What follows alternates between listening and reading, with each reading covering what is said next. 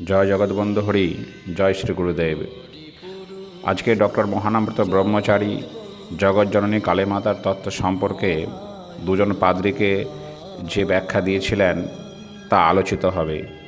1938 খ্রিস্টাব্দে আমেরিকার দুজন পাদ্রী ডক্টর জে.এন. পিয়ার্স এবং ডক্টর ই.এ. লাউথার, এই দুজন পাদ্রীর প্রশ্নের উত্তরে তিনি যা বলেছিলেন তা কিছুটা আজকে আলোচনা করছি। ডক্টর মহানামৃত ব্রহ্মচারী বলেছিলেন, কালী ত্রিকালের মূর্তি শক্তি, যা কিছু কালে ছিল, আছে এবং থাকবে সবই মহাকালীতে বিরাজমান। অনন্ত অতীত এবং অনন্ত ভবিষ্যৎ এ নিত্য কালীমূর্তির মধ্যে শাশ্বতভাবে বিরাজমান। তিনি কেবল ধ্বংসের নন, বিশ্বের সৃজন, পালন সমস্ত শক্তি মহাকালীতে বিরাজিত। বিশ্ব প্রকৃতির যতগুলি ভাব অভিব্যক্ত হয় মানুষের কাছে, শ্রী কালিকাতে সে সকল ভাব বিরাজমান। মহাপ্রকৃতির পরিপূর্ণ চিত্র কালিকা। কালিকাকে বলা হয়েছে ভীষণ বদনা, করালো বদনাং ঘোরাং, অর্থাৎ বিকট করাল দমস্ট্রা সমন্বিত, দেখলেই মহাভীতির উদয় হয়। আবার সঙ্গে সঙ্গে বলা হয়েছে সুখ প্রসন্ন বদনাং সেরানন সরৌরহাম, অর্থাৎ সুখাতিশয্য হেতু সুপ্রসন্ন বদন মণ্ডল, মুখপদ্মে মৃদু হাসি শোভমান। একই কালে বিরুদ্ধতার নিরুপম সমাবেশ। কালীর 4টি হস্ত, 2 হাতে তিনি পালন করেন আর 2 হাতে নিধন করেন। বাম দিকে খড়গ ও মুণ্ড ভীষণ ধ্বংসের প্রতীক। দক্ষিণ দিকের 2 হস্তে বর ও অভয় মুদ্রায় পরম কল্যাণ প্রকটিত। এক হাতে আঘাত আর অন্য হাতে সান্ত্বনা, এক হাতে ভীতি প্রদর্শন এবং অন্য হাতে সন্তানকে কোলে ধারণ।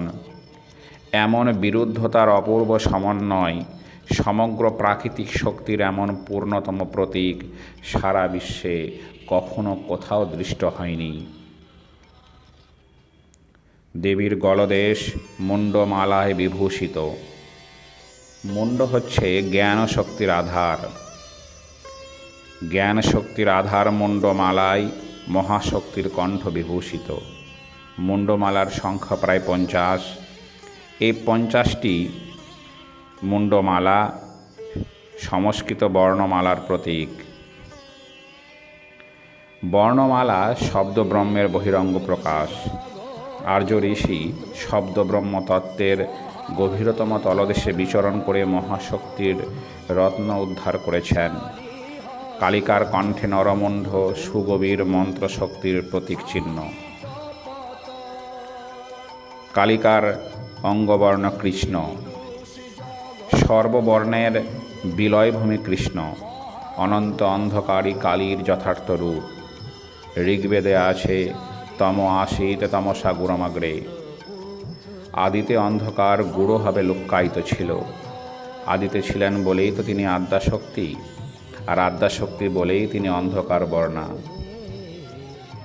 মহাশক্তির নিরাকরতাই তাকে কৃষ্ণবর্ণ করে তুলেছে। কালী দিগম্বরী। দিক অর্থাৎ দেশকালের বন্ধনে তিনি সীমাবদ্ধ নন, তিনি অসীম। তাই তো তিনি দিগ্বসনা মূর্তি। মৃত ব্যক্তির ছিন্ন হস্ত দ্বারা দেবীর কোটিতে এক মেখলা রয়েছে। এ হস্ত কর্মশক্তির আধার। জীবগণের কর্মফল মহাকালের অবিদ্যা অংশে আশ্রয় লয়। ওই কর্মফল বশেই তাদের আবার জন্ম হয়। জীবের অভুক্ত কর্মফল প্রলয়ে মহাপ্রকৃতির গর্ভেই নিহিত থাকে। পরবর্তী কল্পে ভোগের নিমিত্ত।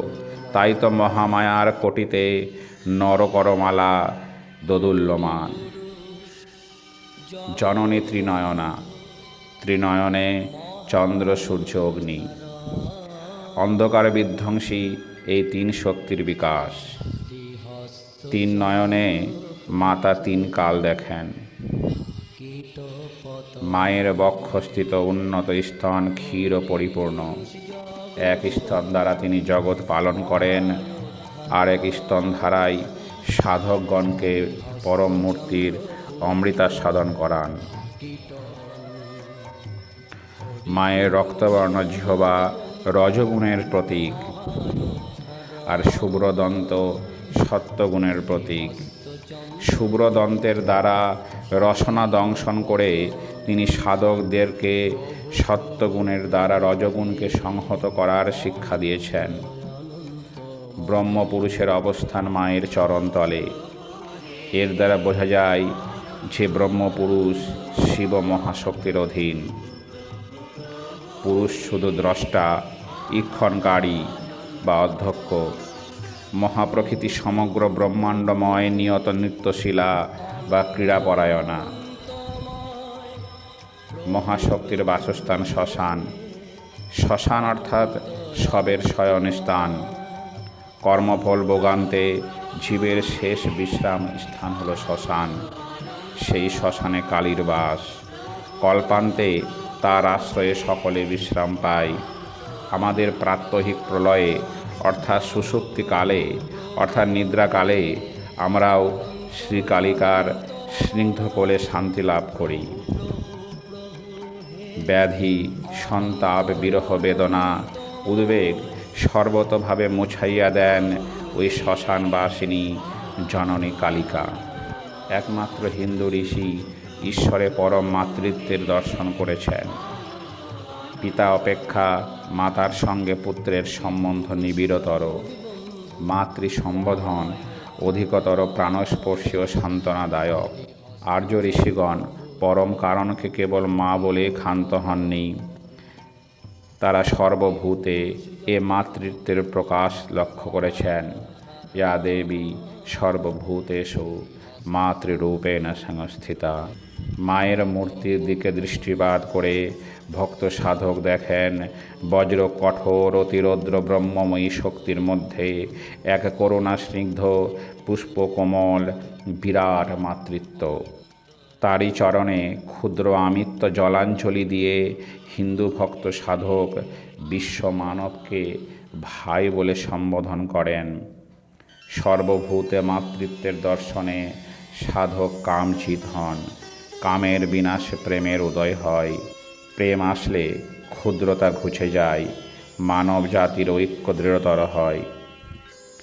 প্রভু জগৎবন্ধু সুন্দর তাই প্রার্থনায় কালীমাকে বলেছেন, এসো মা পাগলা কালী, লয়ে প্রেমের ডালি। জয় জগৎবন্ধু হরি, জয় শ্রী গুরুদেব।